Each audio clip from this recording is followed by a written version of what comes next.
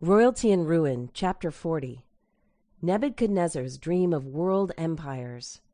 Soon after Daniel and his companions entered Nebuchadnezzar's service, events occurred that revealed the power of God to the idol-worshipping nation. Nebuchadnezzar had a dream by which his spirit was so troubled that his sleep left him. But when the king awoke, he found it impossible to recall the particulars. In his perplexity, Nebuchadnezzar assembled his wise men, the magicians, the astrologers, the sorcerers, and requested them to reveal to him the meaning, to bring relief to his mind. The wise men responded, "Tell your servants the dream, and we will give the interpretation." Dissatisfied with their evasive answer, the king commanded his wise men to tell him not only the interpretation, but the dream itself. "If you do not make known the dream to me and its interpretation, you shall be cut in pieces. However, if you tell the dream and its interpretation, you shall receive from me gifts, rewards, and great honor." Still the wise men answered, "Let the king tell his servants the dream, and we will give the interpretation." Nebuchadnezzar was thoroughly angered by the apparent disloyalty of those he had trusted. He declared, "You have agreed to speak lying and corrupt words before me till the time has changed. Therefore tell me the dream, and I shall know that you can give me its interpretation." The magicians attempted to show the king that his request was unreasonable.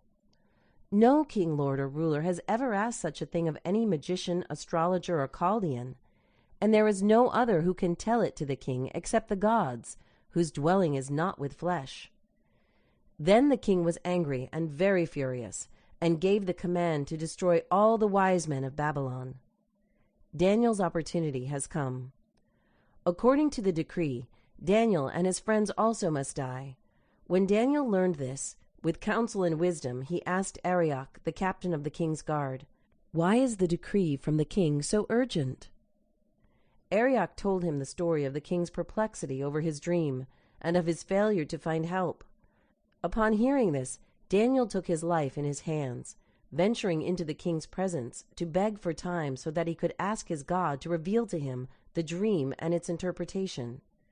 The monarch agreed to this request. Then Daniel went to his house and made the decision known to Hananiah, Mishael, and Azariah, his companions. Together they sought wisdom from the source of knowledge. Their faith was strong that God had placed them where they were, that they were doing his work. In times of perplexity, they had always turned to him for guidance. Now they submitted themselves anew to the judge of the earth, pleading that he would grant deliverance. And the God whom they had honored now honored them. He revealed the king's dream and its meaning to Daniel in a night vision. "Blessed be the name of God forever and ever," Daniel exclaimed. "He reveals deep and secret things. I thank you and praise you, O God of my fathers. You have given me wisdom and might, and have now made known to me what we asked of you, for you have made known to us the king's demand." Going immediately to Arioch, Daniel said, "Do not destroy the wise men of Babylon. Take me before the king, and I will tell the king the interpretation." Quickly the officer ushered Daniel in before the king with the words, "I have found a man of the captives of Judah, who will make known to the king the interpretation." Daniel's refreshing honesty. In his first words, the Jewish captive disclaimed honor for himself and exalted God as the source of all wisdom. When the king asked, "Are you able to make known to me the dream which I have seen and its interpretation?" Daniel replied, "There is a God in heaven who reveals secrets, and he has made known to King Nebuchadnezzar what will be in the latter days. As for me, this secret has not been revealed to me because I have more wisdom than anyone living, but that you may know the thoughts of your heart. You, O king, were watching, and behold, a great image. This great image, whose splendor was excellent, stood before you, and its form was awesome. This image's head was of fine gold, its chest and arms of silver, its belly and thighs of bronze, its legs of iron, its feet partly of iron and partly of clay. You watched while a stone was cut out without hands, which struck the image on its feet of iron and clay, and broke them in pieces. Then the iron, the clay, the bronze, the silver, and the gold were crushed together, and became like chaff from the summer threshing floors. The wind carried them away, so that no trace of them was found. and the stone that struck the image became a great mountain and filled the whole earth. "This is the dream," Daniel declared confidently, and the king, listening with closest attention, knew it was the very dream that had troubled him. So his mind was prepared to receive and accept the interpretation. He was to be awakened, if possible, to a sense of his responsibility to heaven. God would open before him the events of the future down to the end of time. "You, O king, are a king of kings, for the God of heaven has given you a kingdom, power, strength, and glory. You are this head of gold. But after you shall arise another kingdom inferior to yours, then another, a third kingdom of bronze, which shall rule over all the earth. And the fourth kingdom shall be strong as iron, inasmuch as iron breaks in pieces and shatters everything. And like iron that crushes, that kingdom will break in pieces and crush all the others. Whereas you saw the feet and toes, partly of potter's clay and partly of iron, the kingdom shall be divided. Yet the strength of the iron shall be in it, just as you saw the iron mixed with ceramic clay. And as the toes of the feet were partly of iron and partly of clay, so the kingdom shall be partly strong and partly fragile. As you saw iron mixed with ceramic clay, they will mingle with the seed of men, but they will not adhere to one another, just as iron does not mix with clay. And in the days of these kings the God of heaven will set up a kingdom which shall never be destroyed, and the kingdom shall not be left to other people. It shall break in pieces and consume all these kingdoms, and it shall stand forever. The dream is certain, and its interpretation is sure." The king is humbled.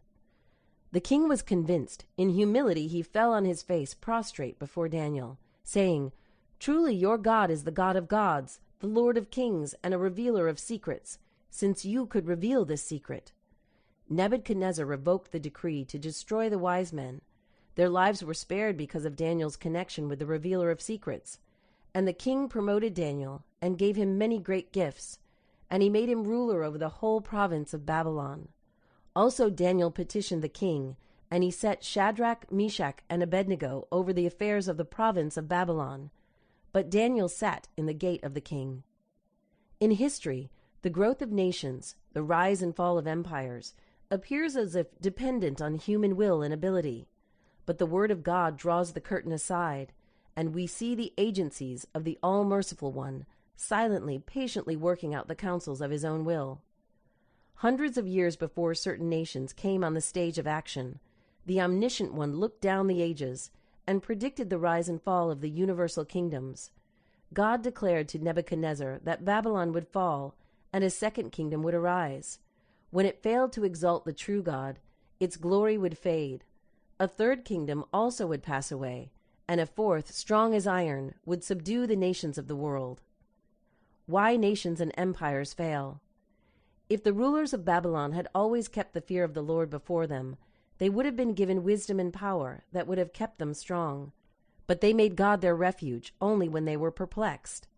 At such times, failing to find help in their great men, they sought it from men like Daniel, who honored the living God and were honored by him.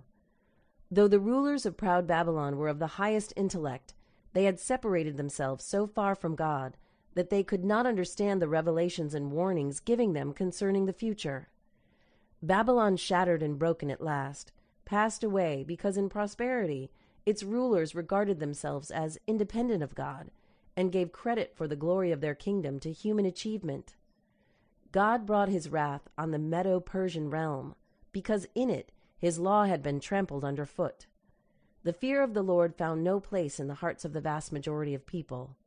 Wickedness and corruption prevailed. The kingdoms that followed were even more base and corrupt, and they sank lower and still lower in the scale of moral worth. The power that every ruler on earth exercises comes from God, and the ruler's success depends on the use he makes of this power. To each the word is, "I arm you, though you do not know me." Isaiah chapter 45, verse 5, NRSV. The word of God alone reveals that the strength of nations, as of individuals, is not found in the opportunities or facilities that appear to make them invincible. It is not found in their boasted greatness. It is measured by their faithfulness in fulfilling God's purpose.